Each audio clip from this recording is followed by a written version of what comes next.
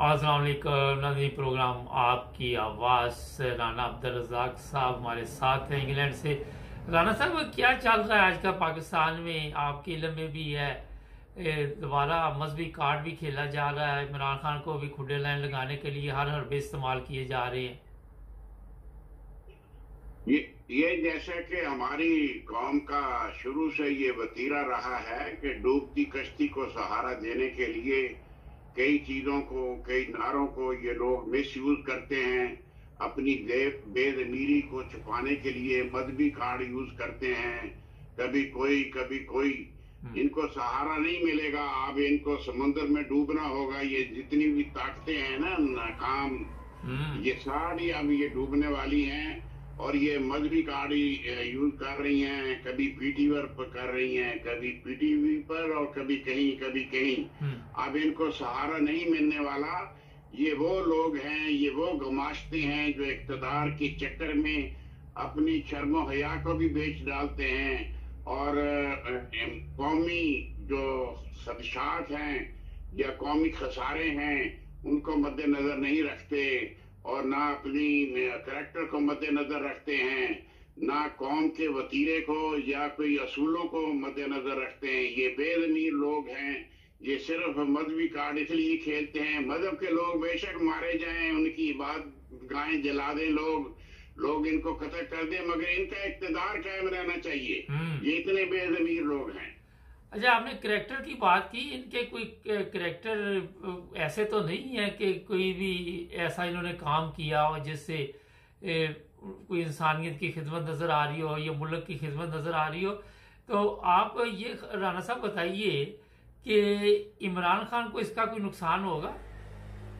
नहीं, उसको तो कोई नुकसान न होगा। वो तो यहूदी फैमिली में वो शादी भी कर चुका एज ए मुसलमान। उसका एक करैक्टर है, वो मुसलमान का मुसलमान ही है। अगर यहूदियों में शादी की तो जायज उसने मुसलमान करके उससे शादी की थी। अगर आप उसको गैर मुस्लिम ये कहने वाले हैं या यहूदी कहने वाले हैं, ये लोगों को समझ आ रही है कि ये लोग सिर्फ ऐसे ही बातें कर रहे हैं। इनके पास खुद नहीं है। इनका अपना अमल देखें, इनका उलमाइसों का अमल देखें, इनके सियासतदानों का अमल देखें। जरदारी मुसलमान है, नवाज शरीफ मुसलमान है, वो डीजल क्या है वो मुसलमान है। ये सारे लोग इस्लाम को और इस्लामाबाद को बेच रहे हैं और बातें गैर मुसलमानों की कर रहे हैं या दूसरे लोगों की कर रहे हैं। राना साहब, आपने जिस तरह कहा कि ये बेच रहे हैं इस्लाम को, इसका मतलब ये ताजर हैं, मजहब के जो फरोख्त करने वाले वो ताजर ही हुए ना। तो इनको ये नहीं और मकबूल और ये जानकार भी कह रहा था, क्या इन्होंने कानून नहीं बनाया गे मैरिज का? इन्होंने औरतों से शादी का कानून नहीं बनाया इन लोगों ने, नून लीग ने। ये मुसलमानों का काम है।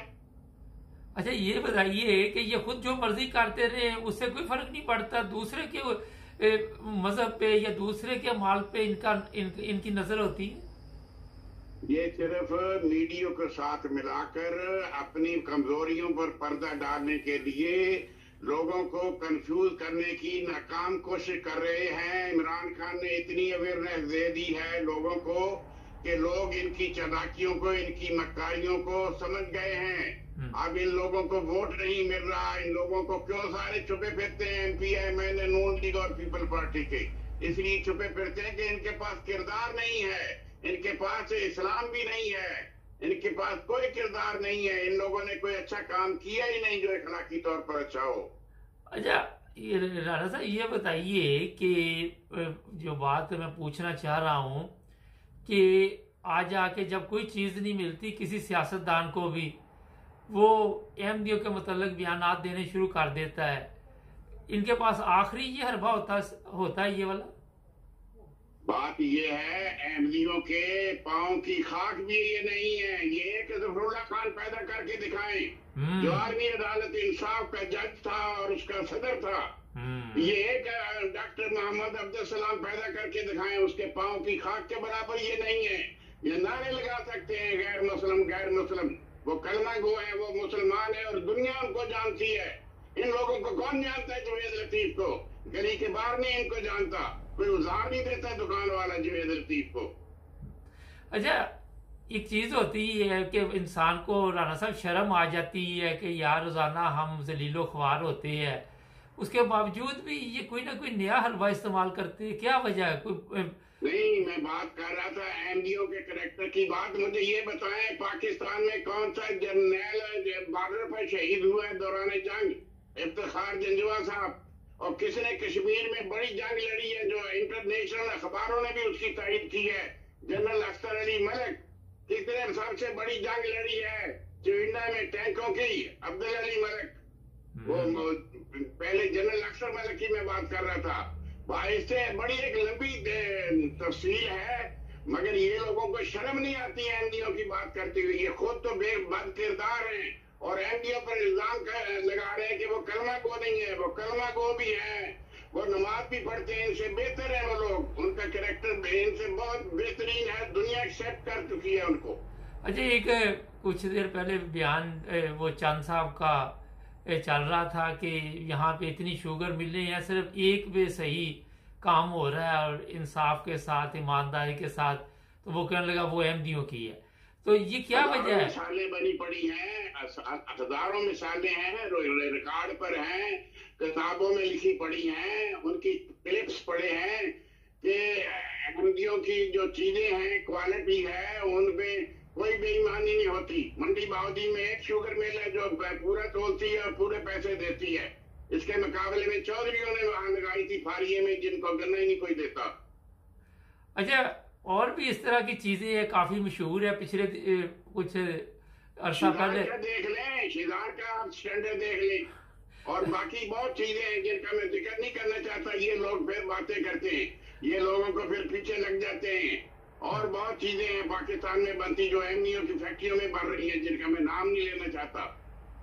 अच्छा, मुझे कल एक साहब के साथ मैंने प्रोग्राम किया, वो कहने लगे मेरे उस्ताद मोहतरम एमडी थे और मुझे बड़ी खुशी है, मुझे फ़ख्र है कि मैंने उनसे तालीम हासिल की। मैं एमडी तो नहीं, मगर मैंने उनमें कोई ऐसी चीज़ नहीं देखी। दूसरे टीचरों की निस्बत उनका अखलाक काफ़ी बेहतर था, बहुत अच्छा था।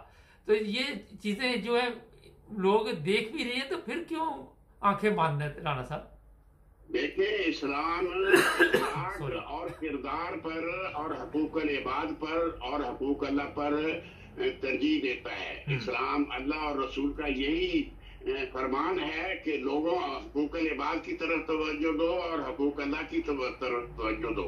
ये लोग हकूक़ अल्लाह देते ही नहीं है, हकूक़ अल्लाह तो अदा ही नहीं करते। इनको कुल वल्लाह नहीं आती है कि वजीर कोई पढ़े तो तलावत का कह दिया जाए।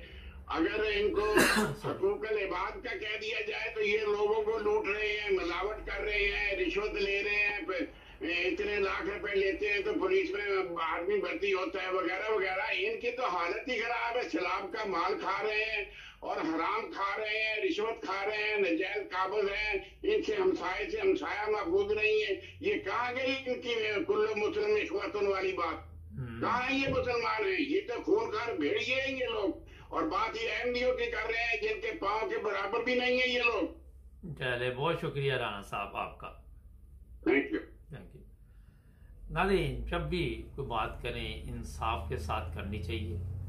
ये नहीं होता कि आप फौरी तौर पर जो किसी ने कहा उसी के मुताबिक बयान देने शुरू कर दिए। ये भी एक मेरा ख्याल है कि गुनाह है।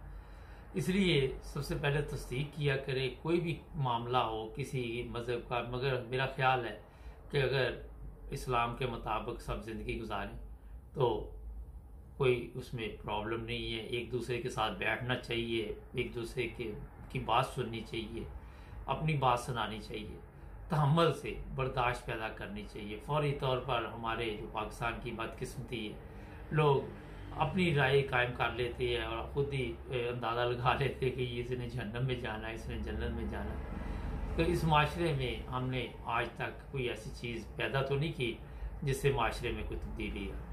अगर आप गौर करें तो हर तरफ यही चीज़ें, नफ़रत नफ़रत नफ़रत। हमारे चैनल को सब्सक्राइब कर ले ताकि और भी प्रोग्राम आप